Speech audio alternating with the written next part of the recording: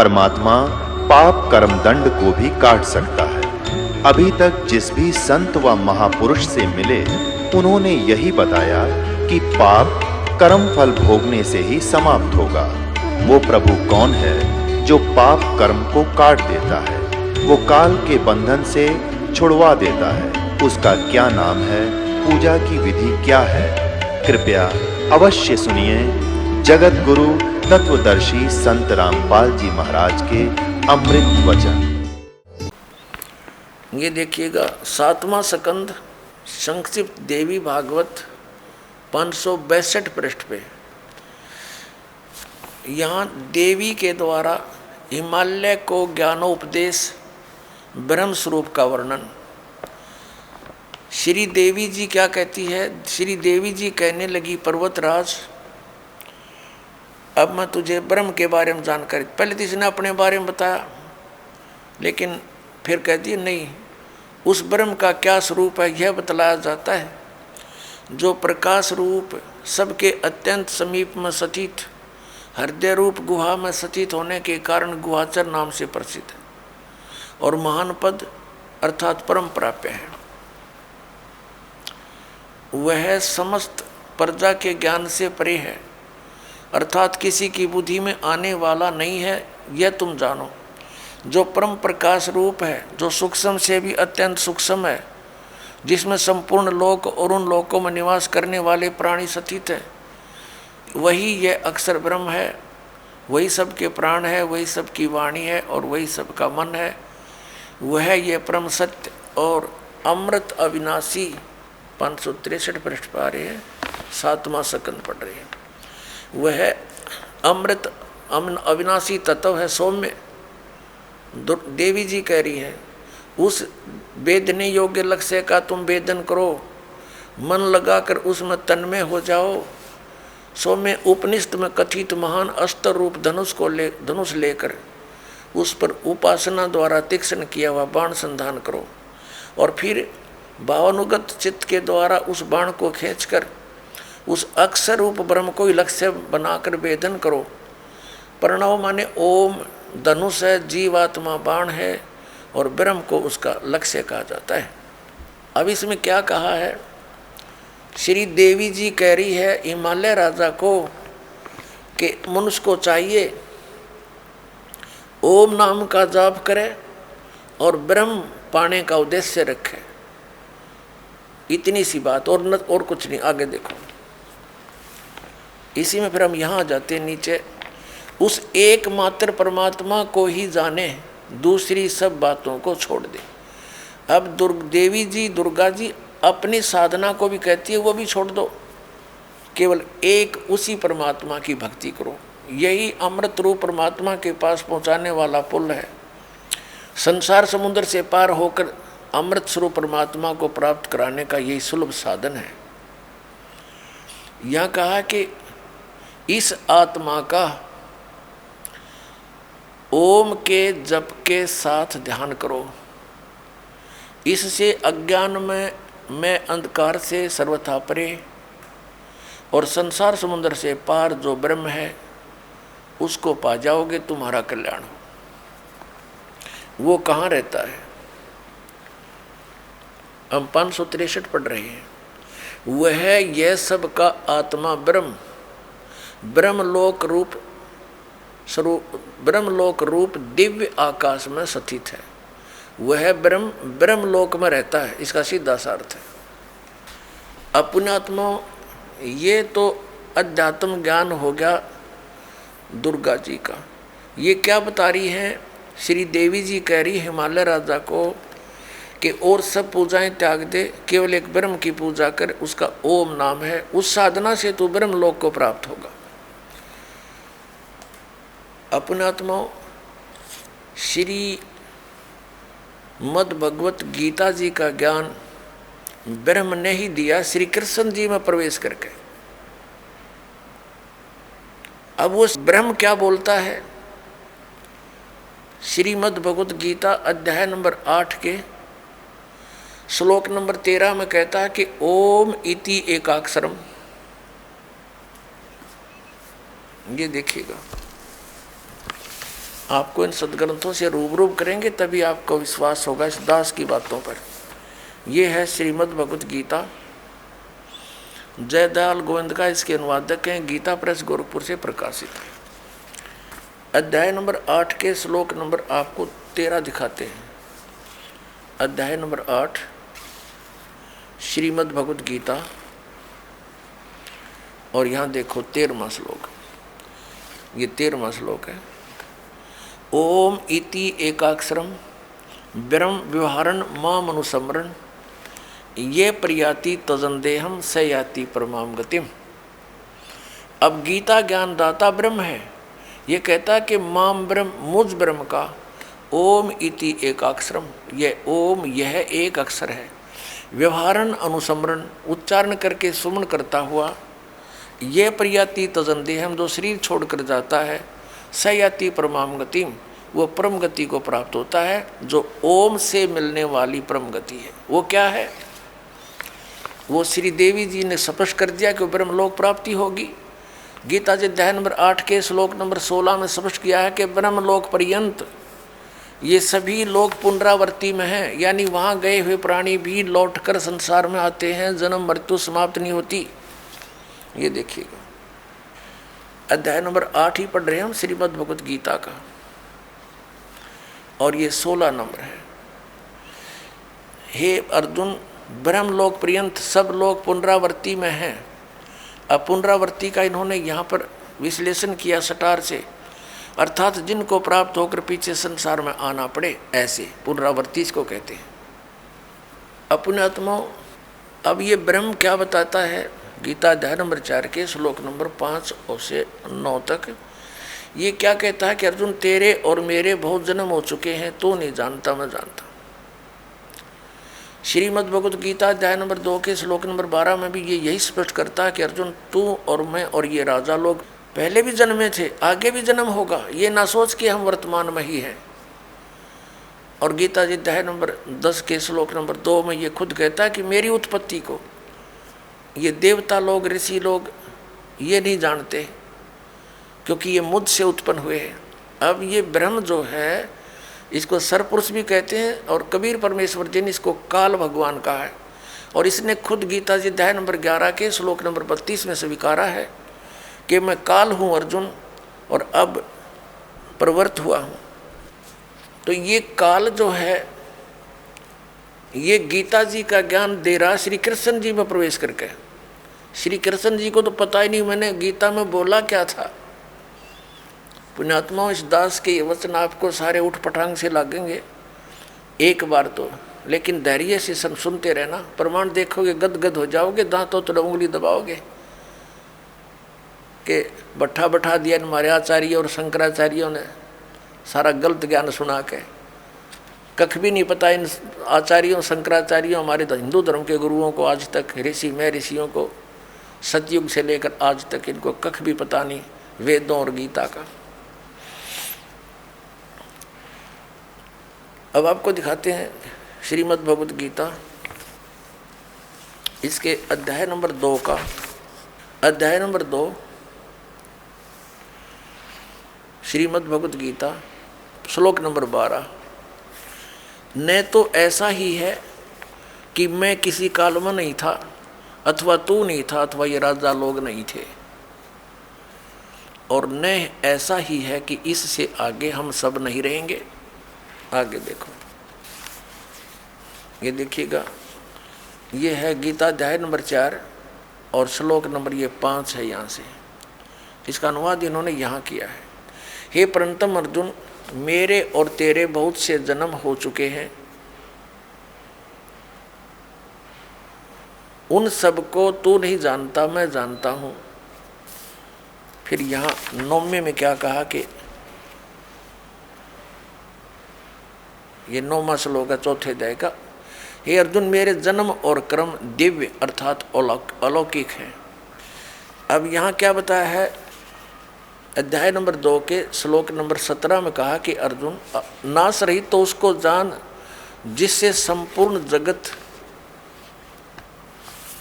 व्याप्त है। इस अविनाशी का विनाश करने में कोई भी समर्थ नहीं है। यानी गीता ज्ञान दाता से अन्य है कोई जो वास्तव में अविनाशी है। गीता जी अध्याय नंबर 15 के श्लोक नंबर 1 से 4 और 16-17 में इन 3 प्रभुओं की जानकारी है, 3 पुरुषों की। अब पहले आपको अध्याय नंबर 10 का श्लोक नंबर 2 दिखाते हैं। ये देखिएगा, अध्याय नंबर 10 श्रीमद् भगवद गीता अध्याय 10 और श्लोक 2 में मेरी उत्पत्ति को ये जो भी ये लिखते हैं, प्रभाव माने उत्पत्ति को न देवता लोग जानते हैं न मैं ऋषिजन ही जानते हैं, क्योंकि मैं सब प्रकार से देवताओं का और मैं ऋषियों का आदि कारण हूँ। अब ये क्या स्पष्ट हो गया कि गीता ज्ञान दाता ये ब्रह्म है, सरपुरुष है। श्री कृष्ण जी में प्रवेश करके ये बोल रहा है, ये कहता मेरा जन्म तो हुआ है, उत्पत्ति तो हुई है, लेकिन ये ब्रह्मा विष्णु महेश और ये ऋषि नहीं जानते, क्योंकि ये इससे ही उत्पन्न हुए हैं। ये इसकी संतान है। ब्रह्मा विष्णु महेश इस ब्रह्म के पुत्र हैं और दुर्गा इन ब्रह्मा विष्णु महेश जी की माता है, श्री दुर्गा जी। अब गीता ज्ञान दाता ने ब्रह्म ने स्पष्ट कर दिया कि मैं नाशवान हूँ, मेरी तो जन्म मृत्यु होती है, तो इसके साधक की भी जन्म मृत्यु होगी, क्योंकि ब्रह्मलोक में जाएगा और ब्रह्मलोक में गया हुआ प्राणी फिर जन्म मृत्यु में आता है। श्रीमद् भगवद गीता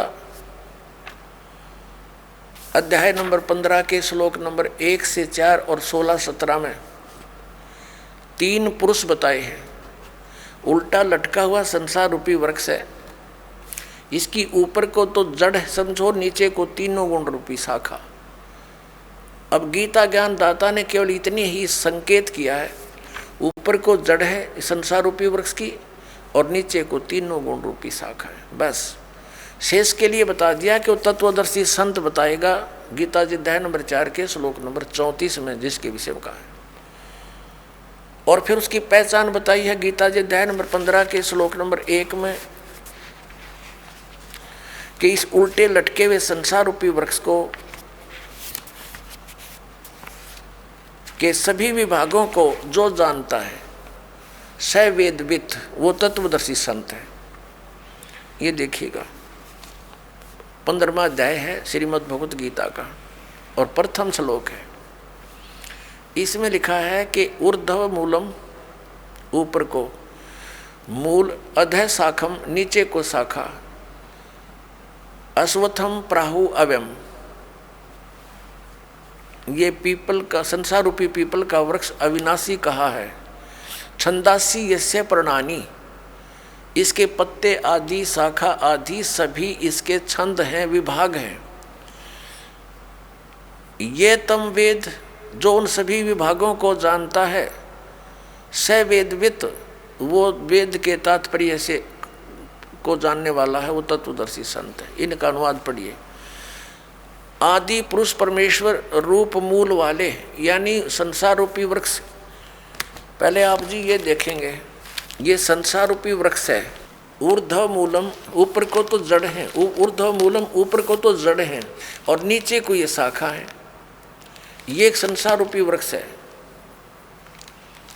ये एक संसार रूपी वृक्ष जानो। अब ऊर्ध्व मूलम अधः शाखम, और जो संत इसके सभी विभागों को बता देगा वह तत्वदर्शी संत है। परमेश्वर ने 600 वर्ष पहले बताया था। अब समझो ये पेड़ है जो पृथ्वी से बाहर नजर आता है, इसको पेड़ बोलते हैं। तो परमात्मा कबीर जी स्वयं तत्वदर्शी संत की भूमिका करने आते हैं, सहशरीर आते हैं, जैसा कि वेदों में प्रमाण है। वो अपना ज्ञान उपदेश करते हैं। कबीर अक्षर पुरुष एक पेड़ है, निरंजन यानी सरपुरुष वा की डार, और तीनों देवा शाखा हैं ये पात रूप संसार, और जड़ें गुप्त हैं, वो प्रोक्ष है। ये देखिएगा। अब यहाँ क्या बताया, अक्षर पुरुष एक पेड़ है। ये तो समझो अक्षर पुरुष तना तो इस संसार रूपी वृक्ष का, इससे मोटी डार निकलती है, उनमें से एक मोटी डार ये सरपुरुष है, ये अक्षर पुरुष है। इसको परब्रह्म भी बोलते हैं। ये अक्षर पुरुष है इतना, और इससे ये डार निकली मोटी, ये सरपुरुष, ये ब्रह्म समझो, सरपुरुष ब्रह्म ज्योति निरंजन। और इसके ये 3 पुत्र हैं, रजगुण ब्रह्मा जी, सतगुण विष्णु जी, तमगुण शिव जी, और 5 रूप संसार। अब ये गुप्त है, ये परमात्मा स्वयं है। अब हम पढ़ेंगे श्रीमद् भगवत गीता अध्याय नंबर 15 के श्लोक नंबर 1 से 4 और 16, 17। इनमें कंसेप्ट क्लियर होगा। देखिएगा, ये 15वां अध्याय, ये आपने पढ़ लिया। प्रथम मंत्र, प्रथम श्लोक, ऊर्ध्व मूलम, जड़ तो ऊपर को, नीचे न शाखा। ये संसार रूपी पीपल का वृक्ष, अविनाशी वृक्ष समझो। छंदासी यस्य पर्णानि, यानी जड़ें, शाखा, पत्ते आदि इसके विभाग हैं। और ये तम वेद, जो उसको जानता है, स वेदवित।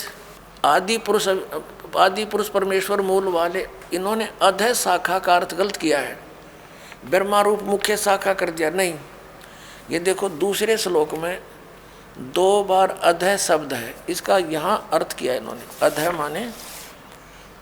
माने नीचे, अधः माने नीचे, स्पष्ट है। अधः माने नीचे, अधः माने नीचे। तो यहाँ भी अधः ही लिखना था, ये इनको ज्ञान नहीं था, इसलिए विचलित हो जाते थे। ऊर्ध्व मूलम अधः शाखम, ऊपर न जड़ और नीचे को शाखा वाला। यह संसार रूपी पीपल के वृक्ष को अविनाशी कहते हैं। वेद जिसके पत्ते कहे गए हैं, उस संसार वृक्ष को जो पुरुष, जो व्यक्ति मूल सही तत्व से जानता है, जड़ से लेकर सभी भागों को तत्व से जानता है, सही जानता है, स वेदवित, वह वेद के तात्पर्य को जानने वाला है, अर्थात वो तत्वदर्शी संत है, जिसके विषय में चौथे अध्याय के 34वें श्लोक में कहा है कि तत्वदर्शी संत के पास जाकर परमात्म तत्व के ज्ञान को समझ, उसके बाद जो वो कहे उस तरह करने से फिर वो प्राणी कभी लौट कर संसार में नहीं आते, उनकी जन्म मृत्यु सदा के लिए समाप्त हो जाती है। 15वें अध्याय के 1 से लेकर 4 तक का ये सारांश है। आगे क्या बताया है कि ये शाखा कौन है? रजगुण ब्रह्मा, सतगुण विष्णु, तमगुण शिव जी। देखिएगा, ये 15वां अध्याय हम पढ़ रहे हैं। हमने 1 श्लोक क्लियर कर लिया। अब दूसरा, इसमें लिखा है कि उस संसार वृक्ष की तीनों गुण रूप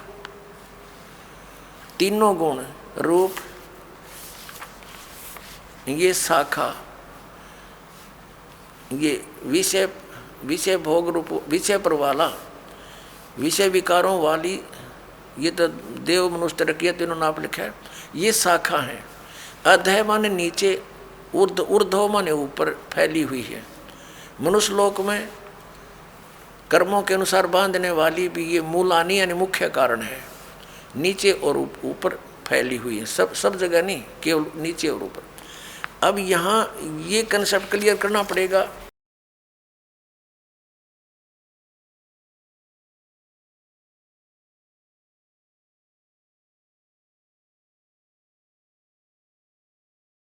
और ये कहाँ से प्रकाशित है? गीता प्रेस गोरखपुर से। प्रकाशक के मुद्रक हैं गीता प्रेस गोरखपुर, गोविंद भवन कार्यालय कोलकाता का संस्थान। इसके 122-23 पृष्ठ पर दिखाते हैं आपको। ये देखिएगा, ये संक्षिप्त मार्कंडेय पुराण पृष्ठ 122 से हम प्रारंभ करेंगे। यहाँ लिखा है कि मार्कंडेय जी बोले, मार्कंडेय जी ज्ञान दे रहे हैं। अब हम 123 पर आ जाते हैं। 123 पर यहाँ आ गया, रजोगुण प्रधान ब्रह्मा, तमोगुण प्रधान रुद्र और सत्व प्रधान विश्वपालक विष्णु हैं। यही 3 देवता हैं और यही 3 गुण हैं। अपने आत्माओं, ये हमारे धर्मगुरु आचार्य शंकराचार्य, मंडलेश्वर, इनमें से कुछ एक तो ठीक बताते हैं। जैसे इनसे कोई प्रश्न करता है कि क्या रजगुण ब्रह्मा, सतगुण विष्णु, तमगुण शिव जी हैं, जो बिल्कुल निष्पक्ष हैं, वो तो सही कह देते हैं कि हाँ बिल्कुल शास्त्रों में ऐसा ही लिखा है। और जो चतुरता दिखाते हैं, अपनी अज्ञानता का प्रतीक देते हैं, वो कहते हैं नहीं, ब्रह्मा विष्णु महेश कोई जड़ थोड़े ही है, और गुण तो जड़ है, लेकिन ये गुणी है, गुण नहीं है, गुणातीत है। बता अकल है इनमें। जैसे मिर्च है और मिर्च का गुण है मुंह जलाना। अब कोई नो कहे क्या मिर्च जो है मुंह जलाती है, वो कहे नहीं नहीं, मिर्च मुंह थोड़ा जलाती है, वो तो गुणी है, वो गुणों से रहित है। और मिर्च में गुण तो वही है, मुंह फूकने वाला। तो ऐसे ही ये चतुरता दिखाते हैं, क्योंकि इनका उद्देश्य ही जनता को भ्रमित करके अपना उल्लू सीधा रखना है। इनको जनता से कोई लेना देना नहीं, ऐसे व्यक्तियों को। लेकिन कुछ अच्छे भी हैं जो सच्चाई भी बताते हैं कि शास्त्रों में ऐसा ही लिखा है, और शास्त्र आपके रूबरू है और कराते हैं। ये देखिएगा श्रीमद् देवी भागवत हिंदी टीका सहित भाग 1, इसमें संस्कृत भी साथ में है। अथ देवी भागवतम सभाष टीकम सैमात्यम। अब खेमरा श्री कृष्ण दास प्रकाशन मुंबई, खेमरा श्री कृष्ण दास प्रकाशन मुंबई।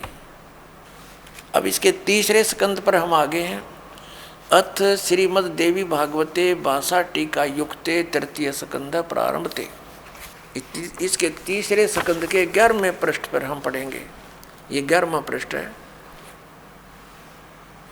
ये 5वां अध्याय है, इसका 8वां श्लोक है। भगवान शंकर अपनी माता दुर्गा से कह रहे, हे माता, यदि हमारे ऊपर सदा आप दया युक्त हो तो हमको तमोगुण में किस प्रकार प्रदान किया है? ब्रह्मा रजोगुण और हरि सतोगुण युक्त किए हैं। फिर संस्कृत देखो,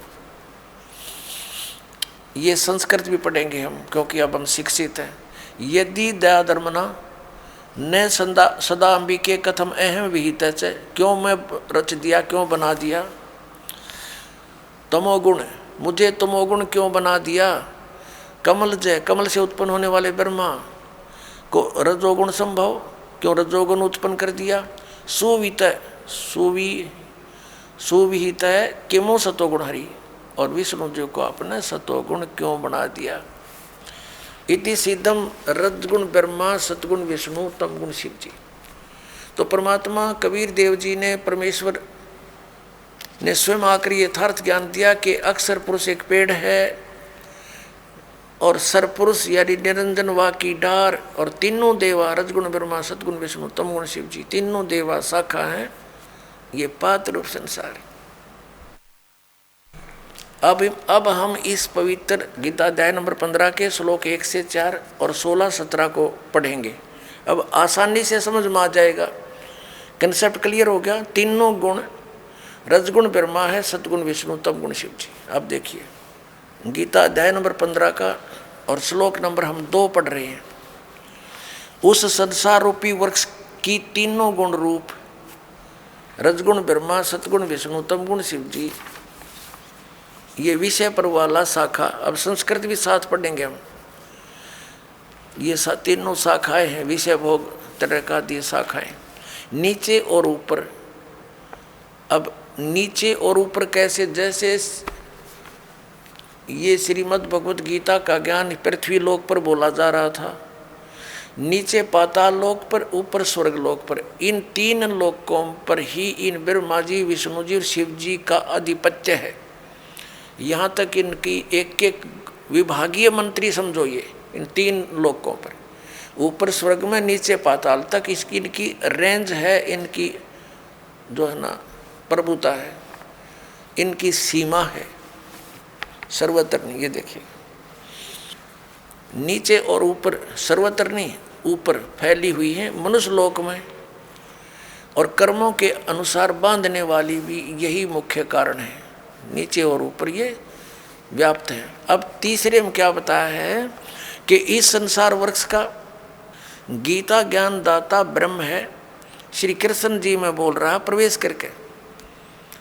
और ये क्या बताता है कि संसार रूपी वृक्ष की जो मैं जानकारी इस अध्यात्म ज्ञान में दे रहा हूँ गीता जी के डिस्कशन में, तेरी मेरी चर्चा में मैं कंप्लीट नहीं बता पाऊँगा, क्योंकि मुझे इसका पूर्ण ज्ञान नहीं है। देखना अध्याय नंबर 15 का श्लोक 3 पढ़ रहे हैं। इस संसार वृक्ष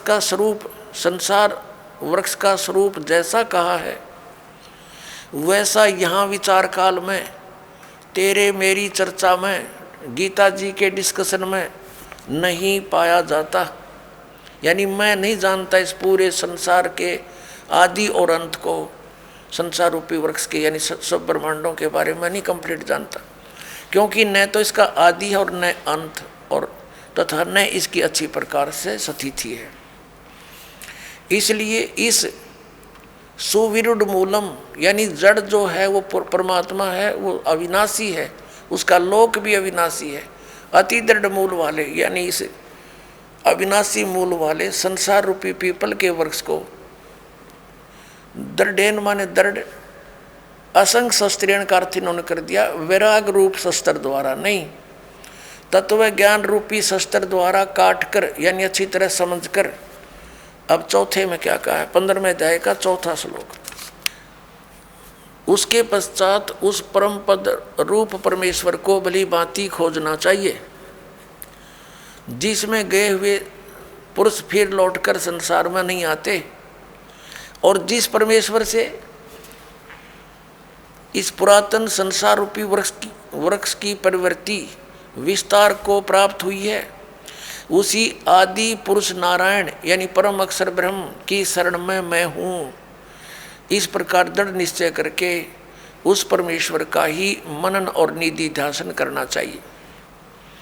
अब इसमें क्या स्पष्ट हो गया कि गीता ज्ञानदाता कहता है कि मैं कंप्लीट नॉलेज नहीं रखता, और तत्वदर्शी संतों के पास जाकर उनको समझ उसके पश्चात परमेश्वर के उस परम पद की खोज करनी चाहिए जहाँ जाने के बाद साधक लौट कर फिर कभी संसार में नहीं आते, यानी उनका पूर्ण मोक्ष होता। गीता ज्ञानदाता अपनी स्थिति स्पष्ट करते हुए गीता अध्याय नंबर 2 के श्लोक 12 में, गीता जी अध्याय नंबर 4 के श्लोक 5 और 9 में, गीता अध्याय नंबर 10 के श्लोक नंबर 2 में स्पष्ट करता है कि अर्जुन तेरे और मेरे बहुत जन्म हो चुके हैं, तू नहीं जानता मैं जानता।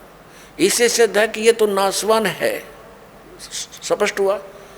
और ये भी स्पष्ट हुआ कि ब्रह्म है जो गीता जी बोल रहा, श्री कृष्ण जी में इसका ओम नाम है, ओम नाम के जाप से ब्रह्मलोक प्राप्ति होती है। ब्रह्मलोक में गए हुए प्राणी भी जन्म मृत्यु में ही रहते हैं, तो ये ब्रह्म की साधना से भी मोक्ष प्राप्त नहीं हो सकता, वो स्थान प्राप्त नहीं हो सकता जहाँ जाने के बाद साधक कभी लौटकर संसार में नहीं आते।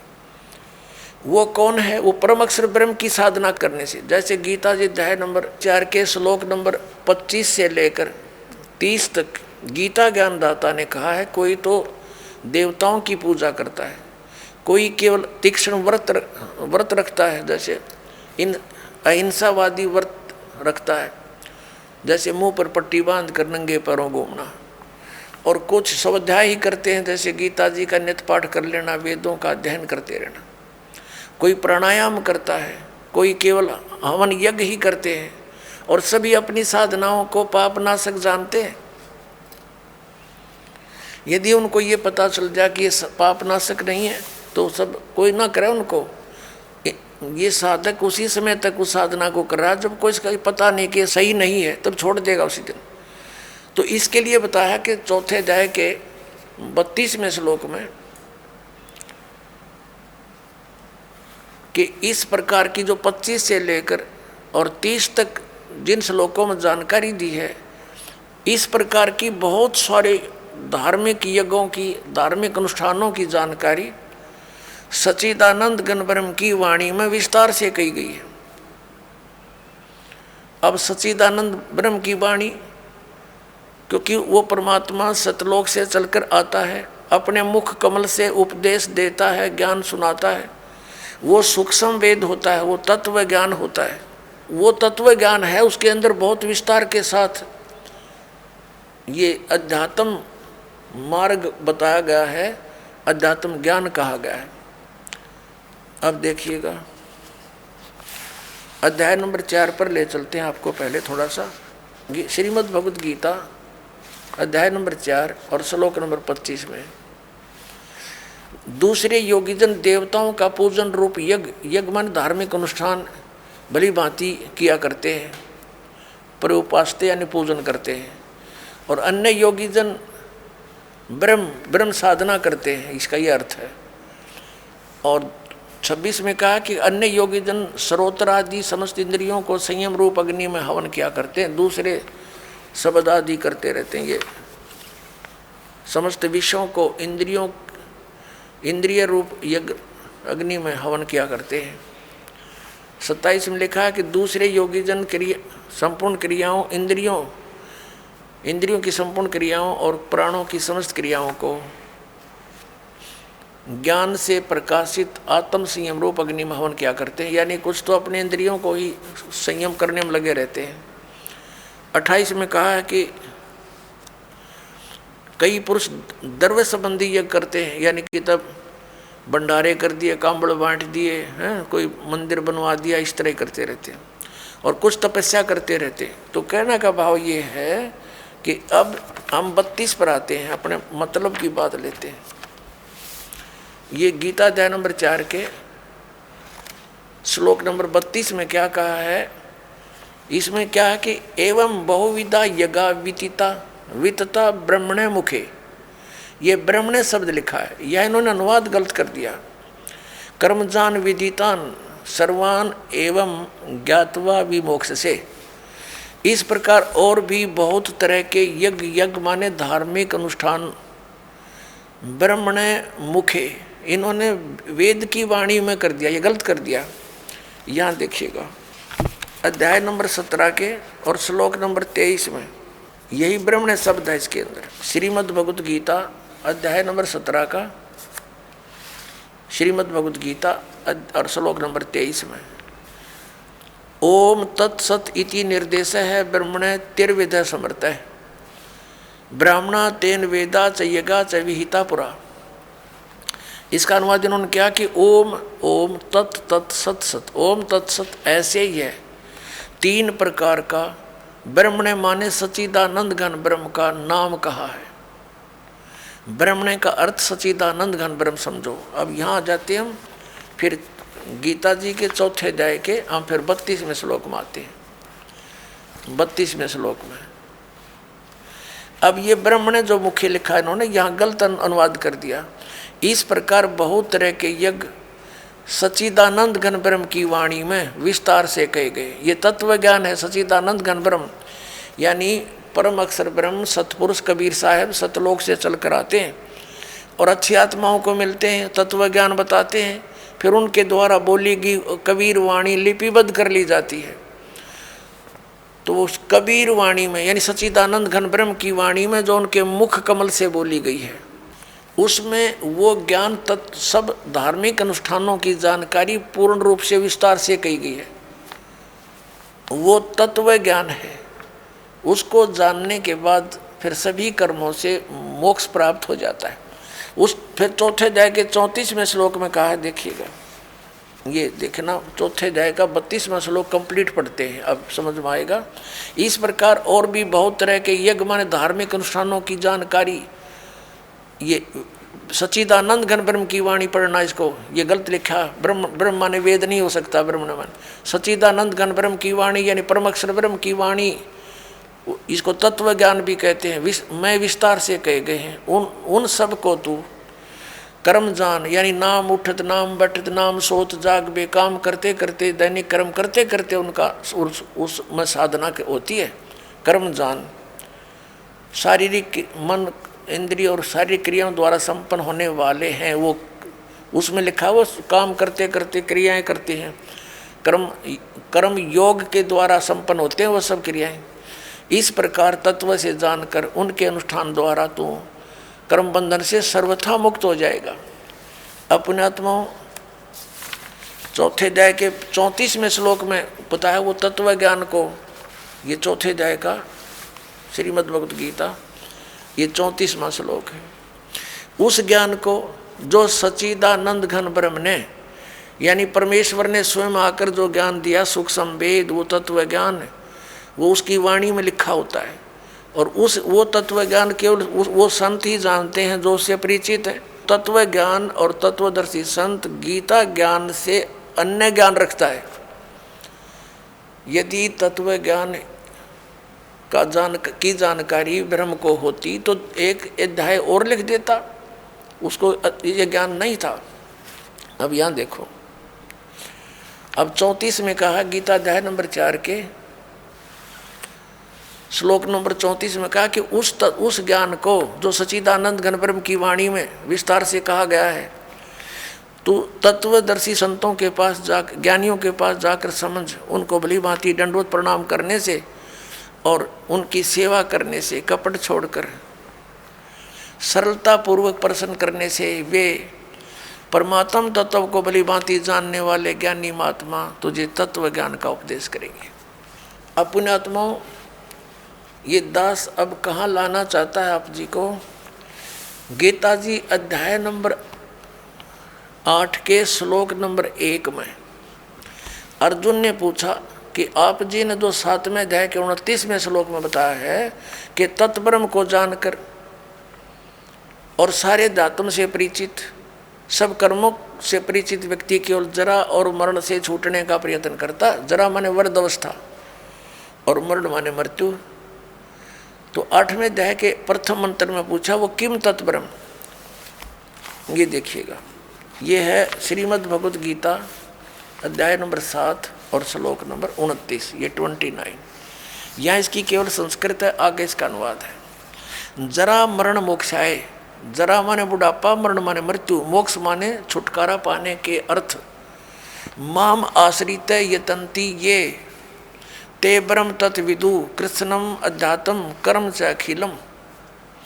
इसका अर्थ है कि माम आश्रित, मैंने जो तुझे बताया है इस ज्ञान को आश्रित जो कर लेगा, तत्वदर्शी संतों को खोज लेता है, वह जो जरा मरण मोक्ष से छूटने, मोक्ष के लिए, जरा मरण के मोक्ष के लिए ही यतंती प्रयत्न करते हैं,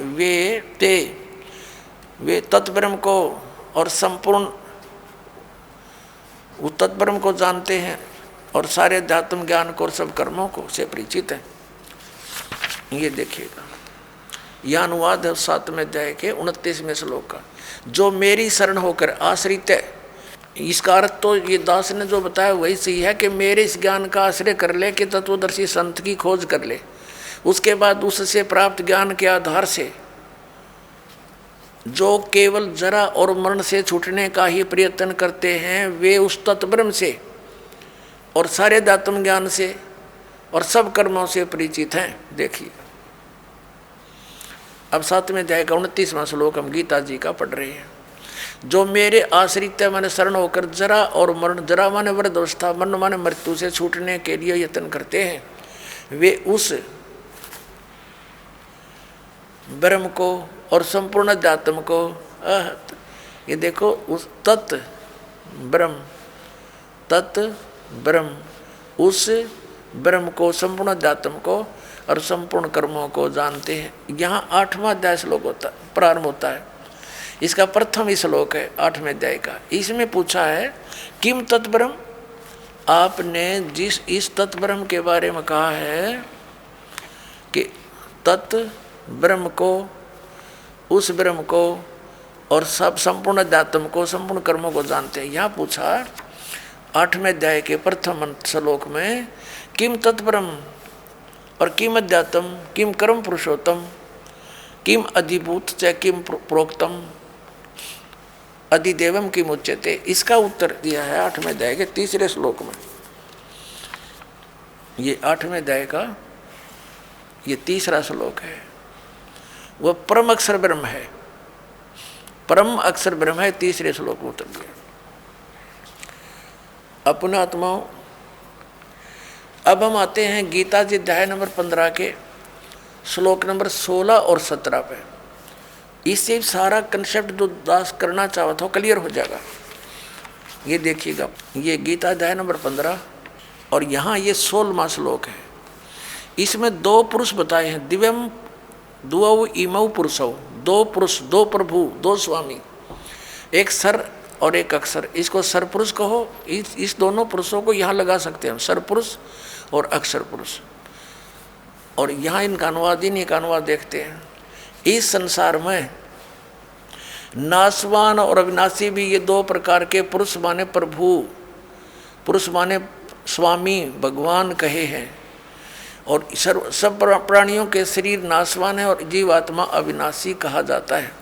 इसका भावार्थ ये है, एक सरपुरुष तो ये ब्रह्म है, अक्षर पुरुष ये परब्रह्म है। सरपुरुष जो है ये ब्रह्म 21 ब्रह्मांड का स्वामी है और अक्षर पुरुष ये 7 संग ब्रह्मांड का स्वामी है। ये दोनों भी और इनके अंतर्गत जितने प्राणी हैं सब नाशवान है, लेकिन जीवात्मा तो किसी की भी नहीं मरती, वो तो विषय ही अलग है। अब ये स्पष्ट कर दिया, ये तो दोनों नाशवान है, सरपुरुष भी और अक्षर पुरुष भी। भले ही अक्षर माने अविनाशी होता है, लेकिन इसकी बहुत ज़्यादा लंबी आयु है, जिस कारण से इसको अक्षर कह रहे हैं, लेकिन ये वास्तव में अविनाशी नहीं है। इसका कंसेप्ट 15वें अध्याय के 17वें श्लोक में स्पष्ट कर दिया कि उत्तम पुरुष है तू अन्य और परमात्मा इति उदाहरते। देखना 15वें अध्याय का हमने 16वां पढ़ लिया, 17वां पढ़ेंगे। उत्तम पुरुष है तू अन्य परमात्मा इति उदाहरते, यह लोग तरम आविष्य विभर्ति अवय ईश्वर है। उत्तम पुरुष यानी श्रेष्ठ परमात्मा तो इन दोनों से कोई अलग है, दो पुरुष 16वें में कहे उनसे अन्य है। आइए अब हम उन श्रद्धालुओं के अनुभव जानते हैं जो जगत गुरु तत्वदर्शी संत रामपाल जी महाराज जी से दीक्षा प्राप्त कर चुके हैं तथा उनके द्वारा बताए गए भक्ति मार्ग पर चल रहे हैं। बहन जी नमस्कार। नमस्कार भाई। क्या नाम है आपका? मेरा नाम शरणजीत कौर है। कहाँ से आए हैं? मैं गोविंदगढ़ पंजाब से हूँ। संत रामपाल जी महाराज की शरण में कब आए?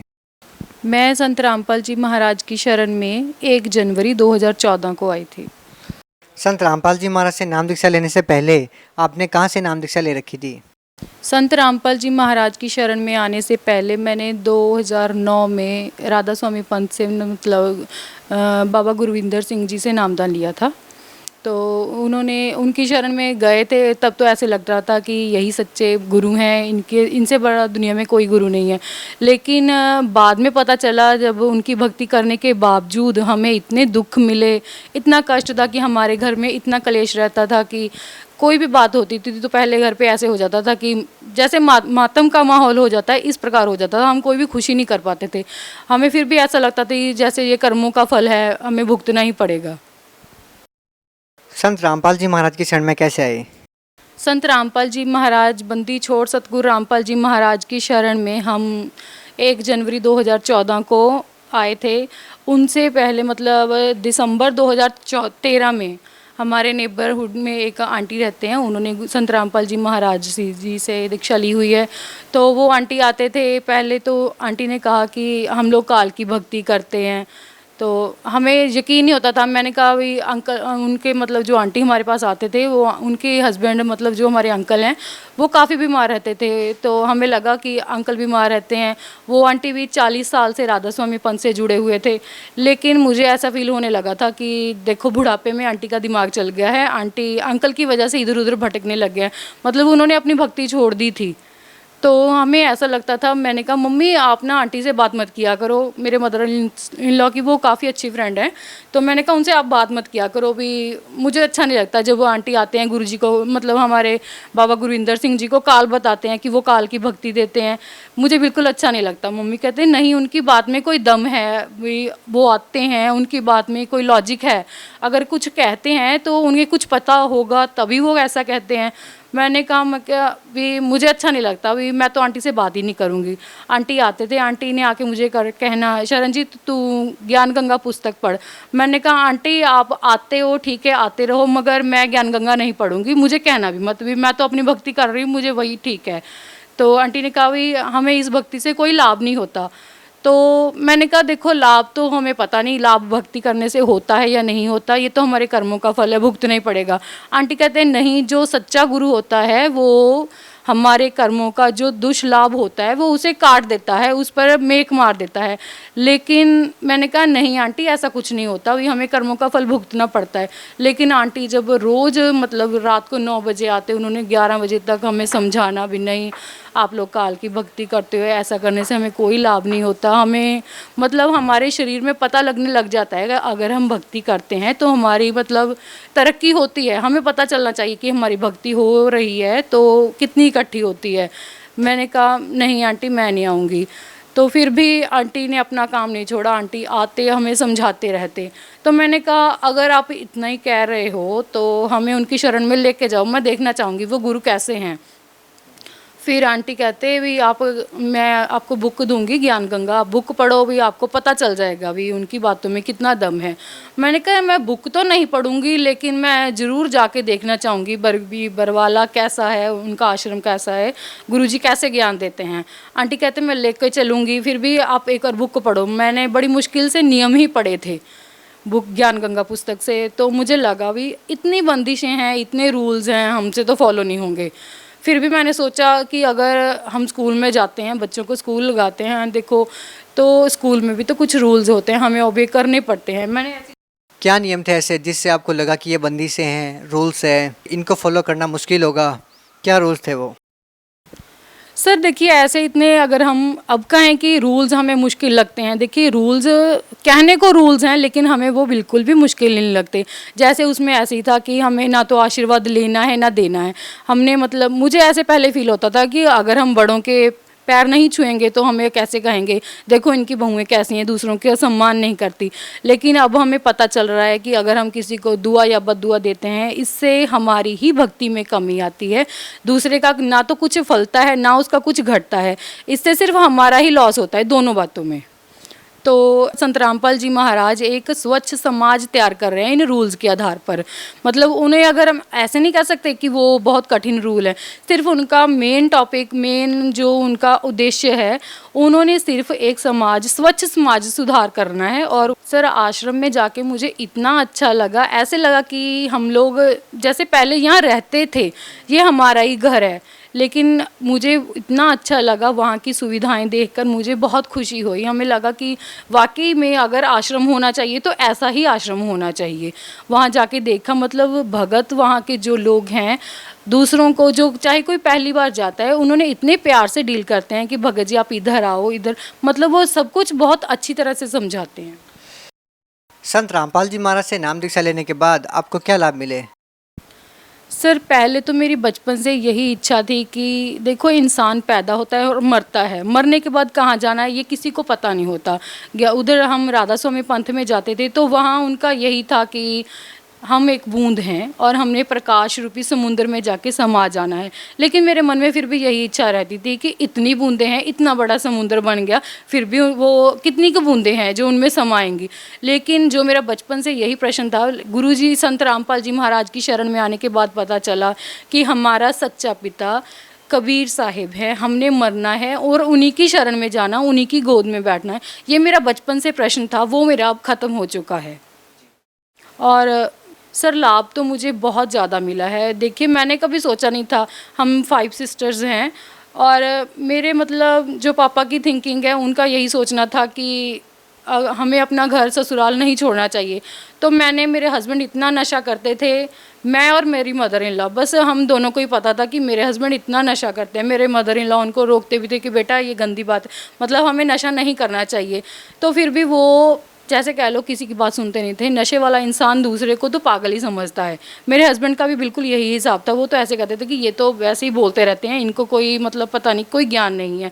लेकिन जब हमने संत रामपाल जी महाराज से नाम दीक्षा ली तो हमने घर पर गुरुजी का नित्यनेम वाणी, मतलब जो हम घर में वाणी चलाते थे, गुरुजी कहते हैं कि जिस घर में ये गरीबदास जी की वाणी चलेगी उस घर में जानवरों का भी उद्धार हो जाएगा। मेरे हस्बैंड तो फिर भी एक चलो मनुष्य हैं, तो उन्हें वाणी सुन के ही मतलब जैसे कह लो मन में इतना भय पैदा हो गया कि अगर मैं नशा करता रहूँगा तो मैं सिर्फ काल का भोजन तैयार कर रहा हूँ। तो उन्होंने धीरे धीरे गुरुजी की वाणी सुननी शुरू कर दी और अब वो बिल्कुल अच्छी तरह से बिल्कुल ठीक हो गए, बिल्कुल नशा नहीं करते। अगर अब उनकी शॉप पर कोई आकर कहता है कि सुखविंदर तू ये खा ले, तो वो कहते हैं कि प्लीज़ मेरी दुकान से बाहर चले जाओ, अब मैं ये कुछ नहीं करता। तो उनके दोस्त कहते हैं कि 900 चूहे खा के बिल्ली हज को चली। तो मेरे हस्बैंड उनको यही कहते हैं कि देखो मैं तो बिल्ली बनकर हज करने चला भी गया और तुम लोग अभी भी वहीं फिर रहे हो, तुमने अभी तक हज शुरू भी नहीं की। और क्या लाभ मिले बहन जी संत रामपाल जी महाराज से नाम दीक्षा लेने के बाद? सर ऐसा है कि मेरे बेटा है 9 साल का, उसका भी जैसे स्कूल में खेलते खेलते ही फ्रैक्चर हो गया। उसकी एल्बो इतनी ज़्यादा फ्रैक्चर हो गई कि बिल्कुल उसकी हड्डी का चूरा हो गया। मेरा बेटा यही है, तो अब देखिए इसकी एल्बो बिल्कुल सही है, ये देखिए, मतलब इसकी आर्म बिल्कुल सीधी हो गई, लेकिन जब हमने इसका ऑपरेशन करवाया था तो मतलब इसकी एल्बो का जॉइंट ऐसे ही रह गया था। डॉक्टरों ने कह दिया कि अब ये सीधी नहीं हो सकती। फिर हमने पीजीआई से इसका ऑपरेशन करवाया। पीजीआई वाले डॉक्टर ने ऐसा बोल दिया था कि देखिए अब आपके ऊपर डिपेंड करता है कि इसकी एल्बो सीधी होती है या नहीं होती। लेकिन गुरुजी की शरण में आने के बाद हमने गुरुजी से ही प्रार्थना की। मैंने कहा गुरुजी मेरा तो एक ही बेटा है, देखो उसमें भी अगर कोई प्रॉब्लम आती है तो मुझे बहुत गंदा लगता है। देखिए भी दूसरे लोग हमें मजाक करेंगे, देखो इन्होंने गुरु बदला था तो इसलिए हुआ। गुरुजी कहते हैं नहीं ऐसा कुछ नहीं है, आप सच्ची भक्ति कर रहे हो, अब भक्ति करो, आपका बेटा बिल्कुल ठीक हो जाएगा, परमात्मा से बिल्कुल ठीक कर देंगे। गुरुजी की दया के बाद देखिए मेरा बेटा बिल्कुल सही है। इसकी बेटा क्या नाम है आपका? हंसिक। कहाँ से आए आप? मंडी के अंदर। क्या हो गया था आपको? मैं झूले से गिर गया था। तो हाथ टूट गया था आपका? डॉक्टर क्या कह रहे थे? डॉक्टर कह रहे थे कि ये नहीं जुड़ेगी अब। तो फिर कैसे ठीक हुए आप? मैं गुरुजी ने मेरी ठीक कर दी। ये जो आपके हाथ में एक्सरे हैं, ये रिपोर्ट्स है, इसमें क्या है? सर ये इसी की रिपोर्ट्स हैं। हमने जब इसका गोविंदगढ़ से मतलब प्लस्तर करवाया था तो डॉक्टर ने मतलब पता नहीं इसका जॉइंट कैसे जोड़ा। तो जब हम पीजीआई चले गए, गोविंदगढ़ के डॉक्टर ने हमें ये कह दिया था कि देखिए मेरे बस की बात नहीं है, आप इसे जहाँ मर्जी ले जाइए। तो हमने मन में सोचा कि चलो पीजीआई ले जाते हैं। फिर हमने सोचा कि पीजीआई में हमारा कौन है भी, हमें कौन जल्दी से संभालेगा। भी डॉक्टर ने तो कह दिया कि इसको जल्दी से जल्दी जहाँ मर्जी आपको ठीक लगता है वहाँ ले जाओ। तो हमने गुरुजी से प्रार्थना की, गुरुजी अब तो आप ही का सहारा है, आप ही की शरण में है, अब आप ही जो करना चाहते हो वो करो। तो हमने मन बनाया, हम लोग पीजीआई चले गए। तो पीजीआई के डॉक्टर्स ने देखकर मतलब इसके हाथ की मूवमेंट बिल्कुल रुक गई थी, इसका हाथ बिल्कुल नीला पड़ गया था। तो डॉक्टर्स ने कहा कि वहाँ के डॉक्टर के अंधे ही थे, उन्होंने ऐसे ही कर दिया। मान लो वो वहाँ जब हम गए तो डॉक्टर साजिद हमें ऐसे मिले जैसे वो गुरुजी ही आ गए हों। तो गुरुजी ने ही हमें बिल्कुल संभाला और उन्होंने ही इसका ऑपरेशन किया। उन्हीं की दया से ये मेरा बेटा आज बिल्कुल ठीक है, इसका हाथ काम कर रहा है। पहले आप राधा स्वामी पंथ से जुड़े थे, अब आपने संत रामपाल जी महाराज से नाम दीक्षा ले ली है। क्या आपको ऐसा लगता है कि गुरु बदल के आपने कुछ गलत किया? सर मुझे बिल्कुल अब ऐसा नहीं लगता। पहले मुझे लगता था कि जैसे कह लो हम लोग समाज से डरते थे, लेकिन अब मुझे बिल्कुल पता चल गया है कि गुरु बदलना कोई पाप नहीं है। अगर हमें एक डॉक्टर से दवाई लेने के बाद आराम नहीं मिलता है तो हम दूसरे डॉक्टर के पास भाग कर जाते हैं कि नहीं हमें जल्दी ठीक होना है। अब हमें इतना ज्ञान हो गया है कि हम इस इतने गंदे समाज में रह रहे हैं, हमें इससे छुटकारा चाहिए। तो हमें सच्चे रास्ते पर चलने के लिए कुछ ना कुछ तो करना ही पड़ेगा। जब गुरुजी इतना ज़ोर शोर से मीडिया के सामने कह रहे हैं कि ये रास्ता गलत है, जो 3 देवों की भक्ति करते हैं उनकी कभी मुक्ति नहीं होती, ये सब गुरुजी अपने आप नहीं कह रहे हैं, उन्होंने वेदों से प्रमाण हमें स्पष्ट दिखाए हैं। वो मीडिया के सामने टीवी के ऊपर साधना चैनल पर जो गुरुजी का सत्संग आता है 7:40 से 8:40 तक, वो गुरुजी उनमें स्पष्ट सभी ग्रंथों का सामने दिखाते हैं। गुरुजी हमारे ऐसे झूठ नहीं बोलते हैं, उन्होंने सारा प्रमाण दे रखा है। बहन जी देखिए, संत रामपाल जी महाराज ने हिंदुस्तान के सभी धर्मगुरुओं की भक्ति प्रणाली पर प्रश्न चिन्ह खड़ा कर दिया है। अब लोगों के सामने समस्या ये खड़ी हो गई है कि लाखों वर्षों से चलती आ रही पूजा पद्धति को छोड़े या न छोड़े, क्योंकि संत रामपाल जी महाराज जिस तरह से भक्ति के ऊपर प्रश्न चिन्ह खड़ा कर रहे हैं और बता रहे हैं कि आप लोगों की जो भक्ति है वो वेदों के अनुसार नहीं है, तो लोगों के सामने क्या रास्ता बचता है? क्योंकि लोग परेशान इसलिए हैं कि उन्होंने जो इतने साल तक भक्ति की उसका उनको क्या बेनिफिट मिलेगा और आगे उनके लिए क्या रास्ता बचता है। देखिए सर, अब जो हमारा समाज है वो काफ़ी मात्रा में पढ़ा लिखा हुआ है। अब हमारे देश में अगर हम कहें कोई अनपढ़ नहीं है, कोई इतना बेवकूफ़ भी नहीं है कि हमें अगर कोई कहे कि आंखें बंद करके इस रास्ते पर चलो, कोई नहीं चलेगा। अब सबको पता है कि हमारा इसमें बेनिफिट है या लॉस है, सबको पता है। सर हमारे गुरुजी तो सामने दिखाते हैं, उन्होंने कोई भीड़ इकट्ठी नहीं करनी है कि मेरे आश्रम में इतनी संगत हो जाए। वो तो स्पष्ट दिखाते हैं कि बेटा देखो ये सही रास्ता है। हमें खुद पता है, अगर हम 10 रुपए की भी चीज़ खरीदते हैं तो हम बहुत परख के खरीदते हैं कि नहीं हमारा इसमें लॉस ना हो जाए। देखिए गुरु तो हमारा ऊपर तक का है, मतलब स्वर्ग धाम तक का अगर हम कह लें कि वहाँ तक हमारी रिस्पॉन्सिबिलिटी लेते हैं। तो हमारे गुरुजी कोई गलत रास्ता नहीं बताते हैं, वो तो वेदों के आधार पर ही सब कुछ बता रहे हैं। जैसा कि आप लोग कहते हैं कि संत रामपाल जी महाराज से जो भी नाम दीक्षा ले लेता है वो नशा नहीं करता, क्या ग्राउंड लेवल पे ये बात बिल्कुल सत्य है कि संत रामपाल जी महाराज से जुड़े जितने भी श्रद्धालु हैं वो नशा नहीं करते या नशीली वस्तुओं को हाथ नहीं लगाते? यदि वो लगाते हैं तो फिर वो क्या है? देखिए सर, ये बिल्कुल सही बात है। हमारे गुरुजी मतलब ऐसा नहीं है कोई कुछ कहते हैं ये कुछ देते होंगे तो इनका नशा छूट गया। गुरुजी की वाणी में ही इतना दम है, उनके वचन में इतनी ज़्यादा शक्ति है कि वो इंसान अपने रास्ते से इधर से उधर नहीं हो सकता। मेरे हस्बैंड, मैंने जैसे आपको बताया कि बहुत ज़्यादा नशा करते थे। मतलब गुरुजी संत रामपाल जी महाराज जी की शरण में आने से पहले आप यकीन नहीं करेंगे कि मैंने उनको चोरी से नशा छुड़वाने की कितनी दवाई ला कर दी। वो ऐसे ही खा लेते थे, मुझे गालियाँ निकालते थे। तू कहती है तो मैं खा लेता हूँ, वरना मेरा खाने का कोई मन नहीं है। देखिए सर, मैं खुद नहीं जानती कि मैंने कितना पैसा खर्च किया होगा, लेकिन जब हमने गुरुजी की शरण में गुरुजी से नाम दीक्षा ली तो मैंने गुरुजी से पहले जाते यही प्रश्न पूछा भी, गुरुजी मेरे हस्बैंड ने नाम दीक्षा नहीं ली है।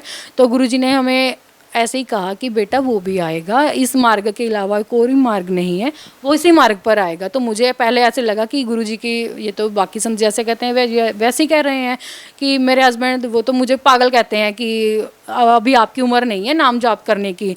तो मैंने सोचा भी, फिर भी हमने बार बार उनको कहते रहे कि नशा छोड़ दो, नशा छोड़ दो।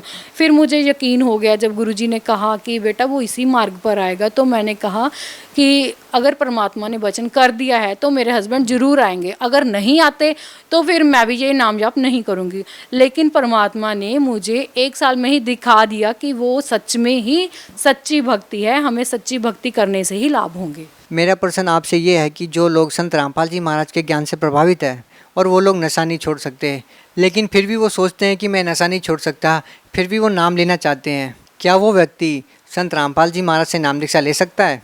देखिए सर, गुरुजी की वाणी में इतनी शक्ति है कि उस इंसान का खुद ही मन नहीं करेगा कि वो नशा करे।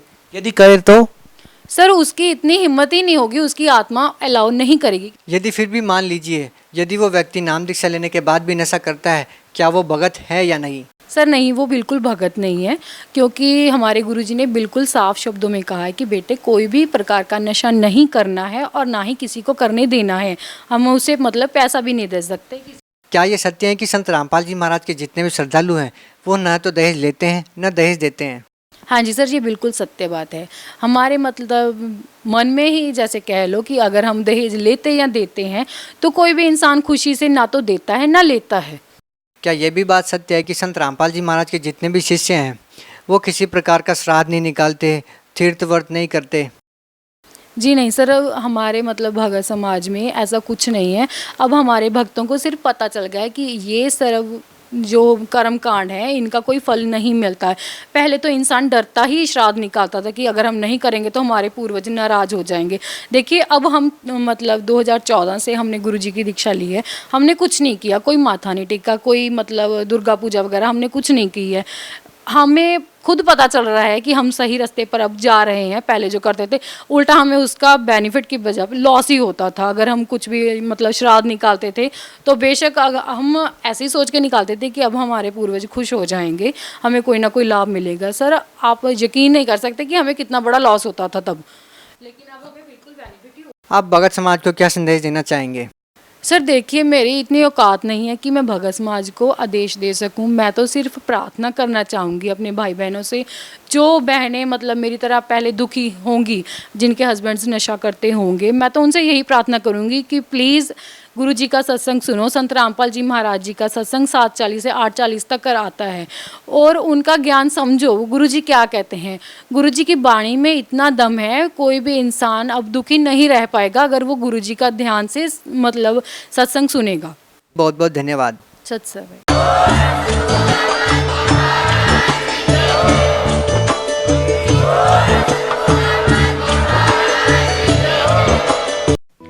आप सुन रहे थे जगत गुरु तत्वदर्शी संत रामपाल जी महाराज के मंगल प्रवचन।